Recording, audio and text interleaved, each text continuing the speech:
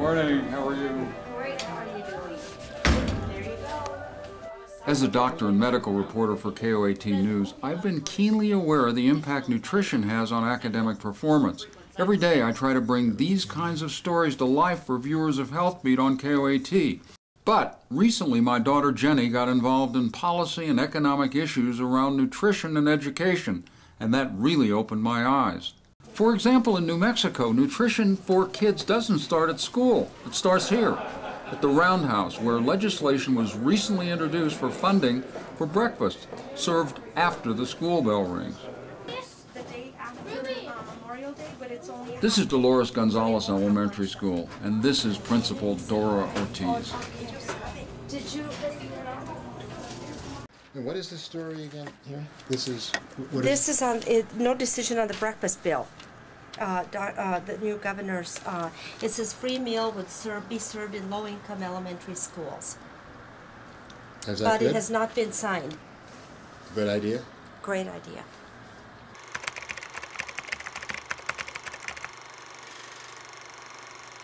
It was a bill I needed to sign. I've known through my work as a prosecutor just so many kids that really their one meal a day is the one that's given at school. One of the things that we changed in the law is the ability to have schools serve breakfast during the first several minutes of class. This is a big deal. It's the country's first bill that allows hungry kids to eat during instructional time.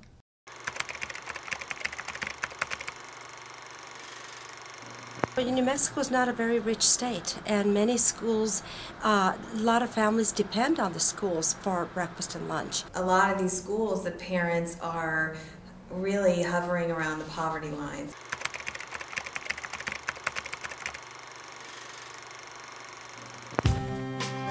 A lot of their little lives are pretty chaotic.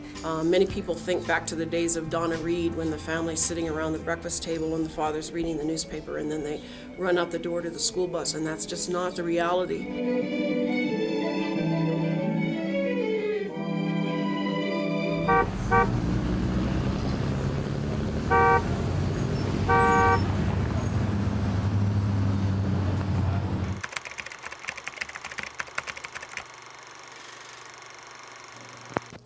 Studies have shown that kids who eat breakfast at school have much better performance in terms of their memory, mathematical skills, reasoning skills, and their ability to comprehend information. We really need to make sure that we eat our breakfast so we can do well on our test, okay?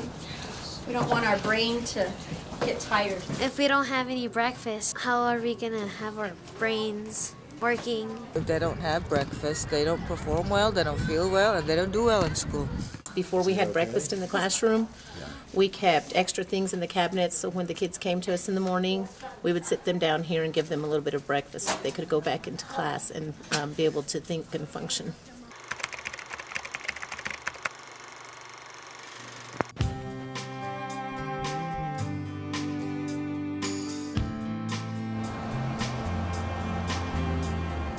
In Roswell, Pecos Elementary School has seen firsthand how powerful breakfast after the bell can be. Dr. Barbara Ryan, principal at Pecos, believes that breakfast in the classroom helped turn her school's academic record around. The kids come on time, they want their breakfast.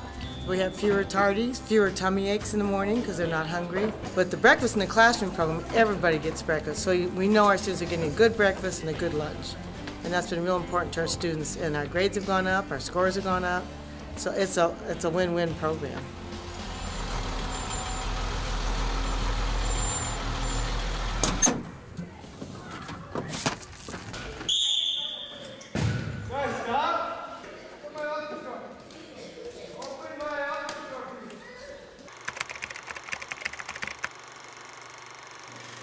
You have no kitchen, but you're still able to... Well, they're multi-purpose rooms, and we just work out of a corner of an office. We do breakfast in the classroom at almost all of our schools, and we do it the easiest way possible, and it only takes about 10 minutes in the classroom, between 10 and 12 minutes for the children to eat, the teachers to get their classes going. On our end, as food service, you can see it's a real simple deal. We take a tote that you can go to Walmart, Kmart, and get. You can see here how some of these classrooms are 18, some of them are 25, some are 20.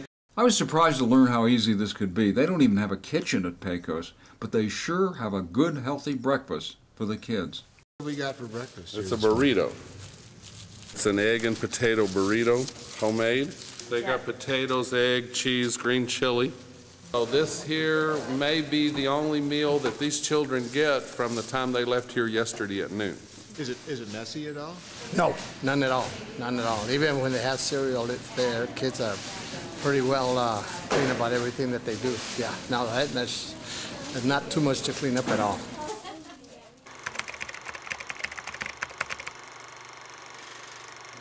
Do you have a printout of our table that we use for the legislature with School A? Say we have a high poverty school of about 100 kids. What we find is that when they serve breakfast before the bell, about 38% of those kids eat, and you end up with about $12,000 of revenue to the school. But when you serve it after the bell, about 90% of those kids eat, and the revenue looks more like $28,000. We're all out here, so. I know. Okay? Good morning. Good morning. Good morning. Alexis, pasé a comer. I want to never grow up. How's breakfast? It's good. Breakfast is lazy. It's a no-brainer. You know, it brings in dollars to the state. It disrupts nothing. It's not a burden on the schools, and it does so much for the students that it's just, I have a hard time seeing how anyone could stand in opposition.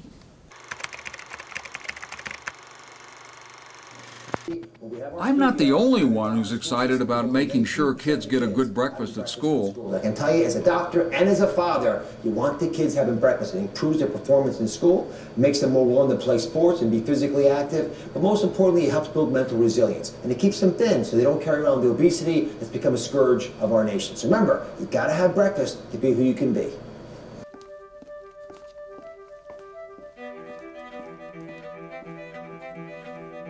Well, there you have it. This program offers you the chance to change the lives of so many children going into your school. Breakfast after the bell is the ultimate tool to improve grades, behavior, and health. What more could you ask for? I had a good breakfast this morning. Now, how about the kids at your school?